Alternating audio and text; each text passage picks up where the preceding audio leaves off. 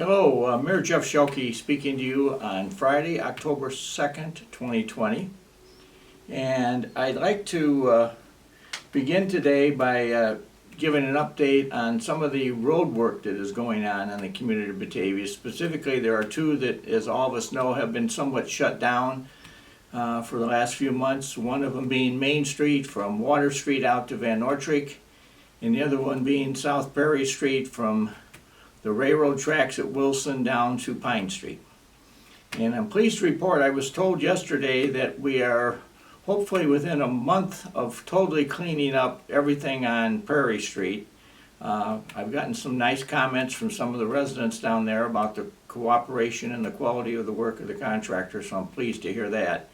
And I think that will be a nice improvement down there. Over on Main Street, I talked directly yesterday to the contractors who are doing that, and today and yesterday they were pouring the curb.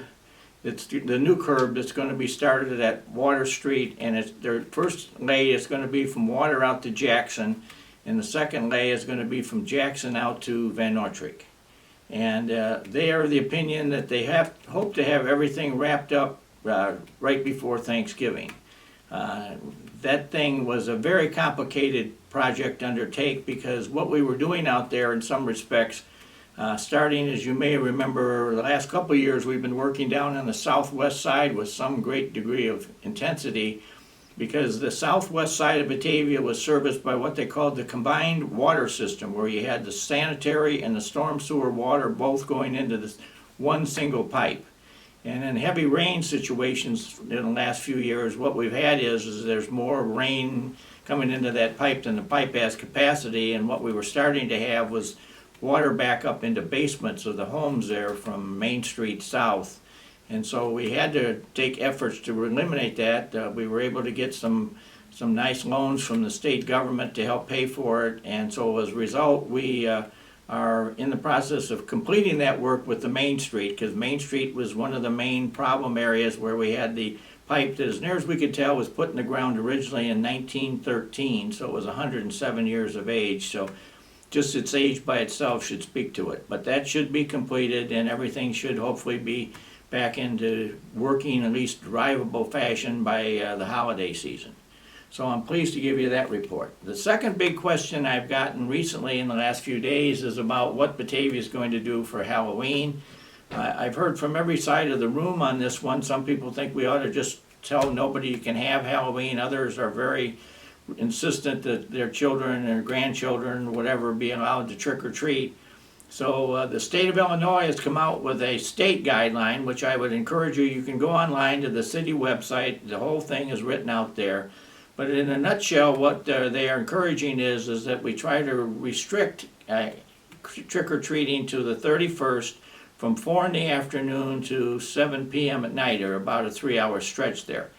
And again, if you're opposed to this or not going to be, don't want to be bothered with it, or whatever the issue you may have, you're encouraged just to not do it. If somebody rings the doorbell, just don't go, or tell them you're not participating. Or if it gets to be in the later times, most people turn their porch lights on if they want to encourage people to stop by. And if that's the case, we would suggest, if you don't want to do it, don't turn your lights on outside. And again, we're trying to make it as accountable as accounting as we can for everybody in town, both those for and against it. And it's been a tradition. It's been here for years and years and years. Probably 70, 80 years we've been trick-or-treating in Batavia with some great degree of intensity, so it's become a community tradition in the minds of many people. So the other thing I wanted to speak about is we've had some electrical issues in Batavia recently, and I'm not here to make any excuse or pass the buck, but I just want to explain what has been the problem. And we had one just yesterday, and I'm doing this program on Friday, and Thursday afternoon on the southwest side of Batavia we had some outage, and it was the same reason we've had some others in other parts of the town, and that is that we are blessed in this town to have a huge tree population. Many of them are very large, mature trees, and in most instances the electrical outages that we've experienced in Batavia in the last 6 months have been the result of big tree limbs coming down in windy conditions. And they take the wire down, and when the wire gets broken, and if it's still laying on the ground live, the computer system that is the backbone of our electrical system will automatically start shutting things down so that we're not endangering anybody that could be walking by, or kids playing in the yards or whatever have you. So it's a safety issue when the line gets broke or torn down, and the system will automatically shut itself off, and then we have our electricians available 24 hours a day. We will call them out if it's after hours, and they will respond very quickly, and we'll get things back. So again, I apologize for any inconveniences that people have experienced, but they are nothing that we have any control over. It's basically the wind and our large tree population. And I have a lot of people tell me with great admiration how they love to come to Batavia and see the great tree population, and specifically in the coming weeks as it begins to change color. I've had the opportunity recently to kind of tour around not recently, but for many years, in the southwest suburbs down around Palos, Orland area. And they're down in that area, Lamont, Willow Springs. There's a huge area of Cook County that the county has bought thousands of acres of ground down there for forest preserves. And so that's an area that's very, very rich, and they have the similar number of trees down in that part of our region as we have in Batavia. And I have had the opportunity to become friends with a number of the mayors down in those towns. And ironically, they both share with me the same dilemma that I just shared with you, is that the trees are beautiful and people love them, and in many instances it enhances property value. But at the same time, what it does do is when they have windstorms, the tree branches start crashing down, and it interrupts the electrical system. So it's one or the other, and it's not something that's going to go away. But that's at the end of the day, and I'm not trying to make any excuses here, but just to explain the situation as it exists. So I appreciate everybody's concern, and we will continue to do the very best that we can. I'm very proud of our electric utility because they seem to respond very rapidly and get things under control, and number one, certainly are there to ensure the safety of all of our residents, that we don't have live wires laying on the ground someplace. So hopefully that's something that we can hold our head with pride about. Another thing I would like to just share with you is that this year, 2020, was going to be the 70th anniversary of two very proud traditions that we have in Batavia. One was the 4th of July fireworks, which, as we all know, because of the coronavirus, we were unable to do that this year. Hopefully next year it'll be. We've already paid for the show that didn't get fired, so we have a credit coming from the fireworks company, so we're going to have fireworks one way or another. But we hope to have the show back up and running in full force by next 4th of July. And so that one had to be postponed. The other one is one that still is yet to occur, and that is that in 1950, under former Fire Chief Bud Richter, he created the idea of, number one, the fireworks program. It was suggested to him by the late Harold Peterson, who was then a volunteer fireman. It would be a good way to keep Batavians home over the holidays and safe from driving hazards. And so Richter went forward and put the fireworks show on the street over at the Illinois Avenue Athletic Field, and it was a massive hit. And it's been publicly funded for 70 years, and it was going to be publicly funded again this year with no tax money being into it. It was all public donations by businesses and residents and visitors, and so it's a great thing, a great tradition. It's one time we bring the community together. The other thing that Richter started 70 years ago this year, in 1950, was he was a member of the Batavia Rotary Club, and it was called to their attention that there were a number of families in Batavia that didn't have any toys for Christmas. So Richter came up with the idea that he would volunteer the fire department, and at that point in time he had himself and one paid man on duty each day at the Batavia Fire Station. So Chief Richter and whoever the duty man was every third day, or they were three of them, so every third day one of them worked, they would take most of their time, and at the back workbench of the old downtown fire station on Island Avenue, Chief Richter would repair toys. And so he would specifically repair bicycles, and then he would also repair dolls that had been broken. And he got a group of women from the Batavia VFW and from several of the women's clubs in town that started making doll clothes. And the women would come down and see what kind of dolls they had and measure them up, and then they would make doll clothes. So we would have, and then on December 23rd, members of the Batavia Rotary Club would run around, and we had a list of who some of the churches and the police department and the schools thought was families that maybe needed some Christmas support, and we would just show up and lay it on their porch or doorsteps, front porches, whatever. And so when you got up on the 24th, there would be these toys that had been repaired by Chief Richter. Well, as the system has emerged in recent years, we now have, many years ago, it kind of got adopted by the Batavia food pantry folks. The late Glenn Haynes, who was a big believer in community action, was a member of the city council. He helped put together a continuation of the toy program as we kind of transitioned it out of the fire station and took it into the idea that we would buy more modern toys, many of them right off the box. So we would get dynamic donations from people. We have some residents that have been very generous with this program and would write checks for literally thousands of dollars to help pay for this. And that continues to this day, I'm very proud to say. And so the program eventually fell into the hands of Ruth Johnson and Mildred Bailey and her husband Roy. And they did it with vigor and furbish for many, many years. They were very, very active and kept those toys flowing in Batavia. And then subsequent to that, when Mildred passed away, her son Roy and his wife Jeannie and their family adopted the idea. And they have become the toy people along with Rudy and Marilyn Dubas in Batavia, and those are the folks that every year put this on.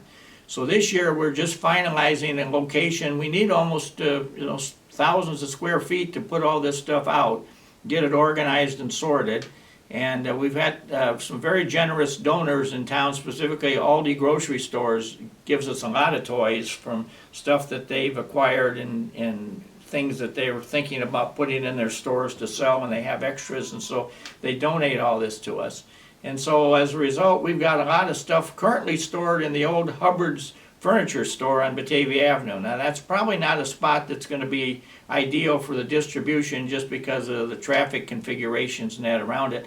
The Methodist Church bought the Hubbard store a year or so ago, and the board of directors under Jack Hennerlong and Kathy Abernethy have been very cooperative and generous with us. And number one, they're allowing the Batavia Fire Department to use the building for training exercises on how to take down doors and windows, because the building eventually is going to be demoed, and the Methodist Church has a beautiful plan for a new addition that will be built with a parking area in front and a lift, elevator system in the front that will put people up into the sanctuary. Great idea. I'm very proud and pleased to see that that's coming. But anyway, the Methodist Church and their hearts of generosity have allowed us to do this. So we got the toys stored there at the moment, and we also have the fire department in there drilling. So now the fire department is going to help move the toys that are at Hubbard's to a new location, which we will be announcing in the next week or so. And what we're planning to do this year, because of the corona pandemic and everything, we are going to probably ask people to fill out a card that will say the ages of their kids and their, male, female, age, whatever, and then we will put together packages of toys, and we will invite them to come to a given location, and we'll probably, hopefully, have some members of the Batavia football team, because Coach Piron has been a big supporter of this whole idea, and as has his entire coaching staff. And so the boys come over and they help carry out the toys to the cars, and we'll be doing it again this year, probably on the third weekend of December. Roy told me yesterday, and so we're getting this together, but I'm sharing this with folks with the idea that if any of you would like to make a donation toward this, that would be most worthy. As I've shared many times in this program, we are very, very blessed in this community to have some very, very nice people that will do nice things at the drop of a hat. I just heard yesterday of a situation where one of our true, genuine, sincere, blessed people in this town was in the drive-through window at McDonald's, and she saw that the woman behind was having a lot of difficulty in placing her order. And so when the woman that has the blessings surrounding her got up to the window, she paid for her order, and then she told the clerk that she wanted to pay for the car from behind.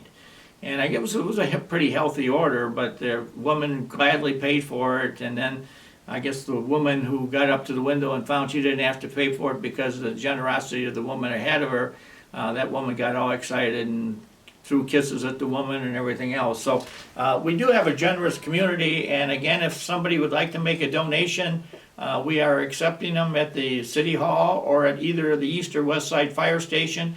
And if you have some new toys in a box, we're trying to stay away from stuff that's been played with previously this year because of the whole pandemic thing.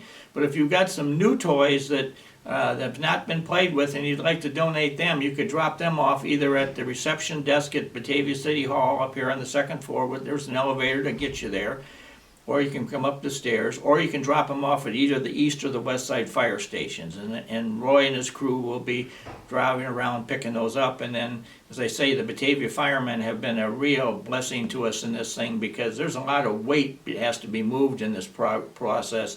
And the Batavia Fire Department, has always been the case, rises to the occasion. So at the end of this year, which has been a very difficult year, I am feeling very blessed that we have this great town that we do, with all these generous people who don't want any fame, notoriety, who want to keep it a deep, dark secret that they're out there being nice.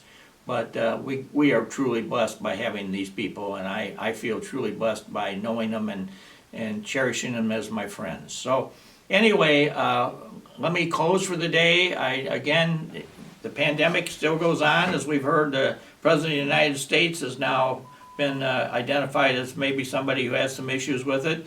So we continue to ask you, and I don't wear this because it's easier for you to hear me. We've had some meetings recently where people were complaining because everybody was wearing a mask and they couldn't hear, specifically if they were trying to listen on the computer. So I take it off for this, but again, the masks are here. Again, if you need a mask, I would suggest you probably could come down to City Hall and we could give you a few if you desperately need them. Most people have already bought them and have them themselves because they realize the value of them. But I just wanted to share, again, the mask story as I close. So I'm going to close now. Wish you all a good week, and I look forward to talking to you next week. And I do want to end with one historic photo, as I try to do. This is a picture taken in 1957 of the Batavia Fire Department men working on the toys. And in the picture at the front here is Chief Richter, and right behind him is Chuck Beckman, who was a full-time Batavia fireman and later was a longtime member of the City Council. And you can see in the picture the two dogs up on the hose bed of the truck next to him. That's Sparky, who was this is Sparky, who was the short-term Dalmatian. He got hit by a car. And then next to him is his father, Streamer. And Streamer was the legendary Dalmatian that we had at the Batavia Fire Department. So this is the picture of the week. And again, a nice memory of something. This is 63 years of age, this picture right now. And they were doing it for 7 years prior to the picture being taken. But this shows, again, the great spirit that is a cherished characteristic of the community of Batavia. So have a great week, and look forward to talking to you next week. Thanks.